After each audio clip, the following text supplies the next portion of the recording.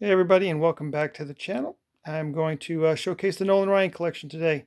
Quite a large collection, and I won't unfortunately have it all in front of me, primarily because some of the stuff is expensive, some of it's in other types of slabs and size of slab, and these are just the standard side PSA slab I'm going to go through, but quite a lot of cardboard to look at.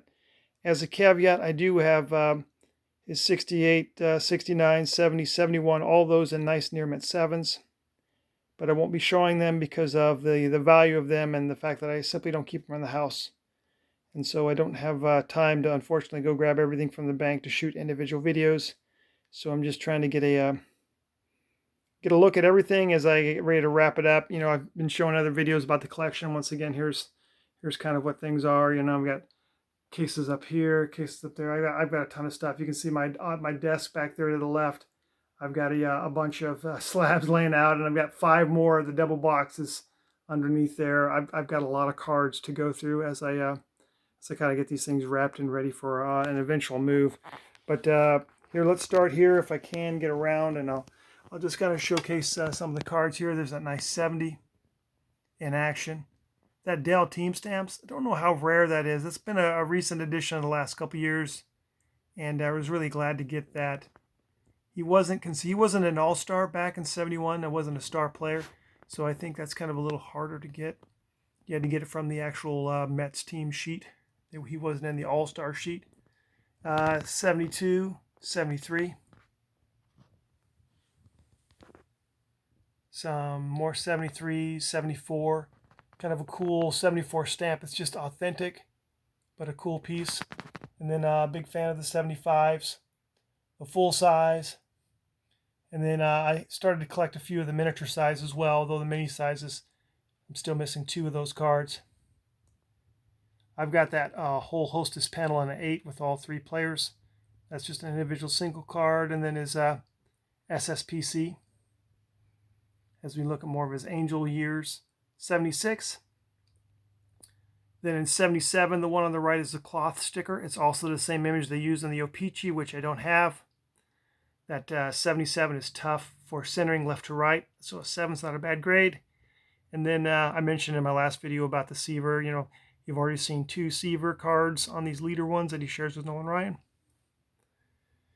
And then on to 78. Phil Necro sharing the card, the strikeout leaders. Got that in the O-Pee-Chee as well. Let me just position myself here a little bit. Here we go. Thanks. Apologize for that. But here, let's look at the nice 78 Kellogg's. My one regret is I did not go after some of the other Kellogg's cards and Hostess cards from the 70s. Those have all gone. Like all things, have just shot up. But I would have liked to gotten them back in the day when they were not overly priced. And that's why I have such a good collection. Well, in my opinion, I have a good collection. You may disagree.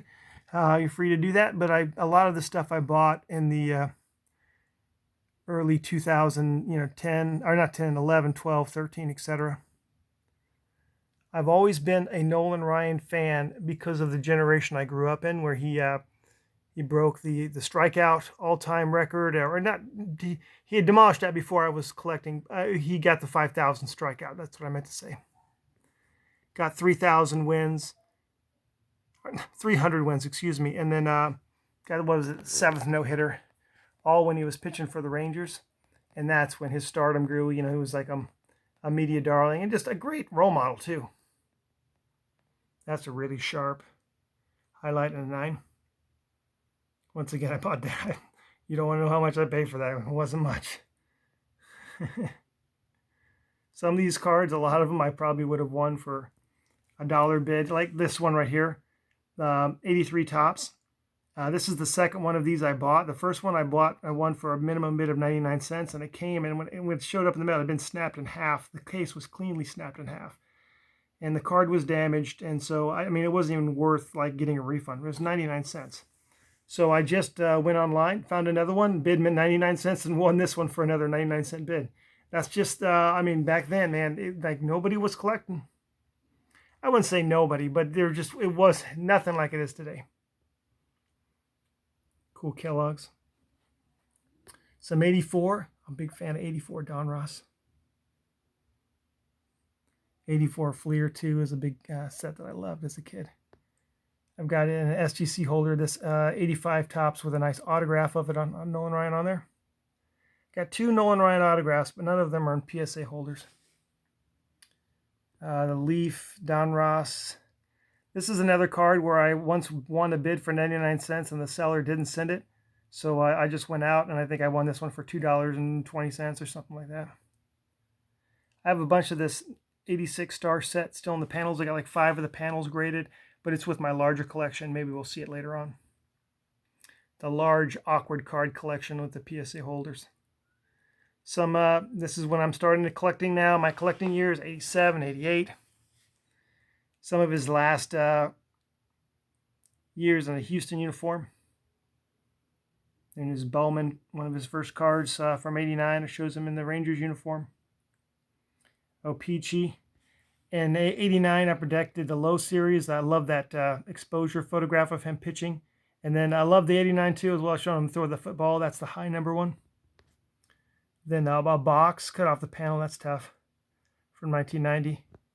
A couple of these Peachy commemorative cards. Like once again, like he was a darling at that point, and every boy had idol, and that's why he has such a good strong presence. You know, he never won a Cy Young, never won an MVP, but his popularity is undeniable.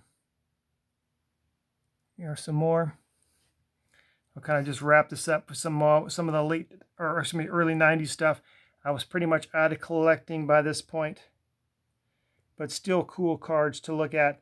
And I have more that aren't here, but that's all I'll just show for time. And once again, everyone, I appreciate your posts, your comments, and I'll talk to you again soon.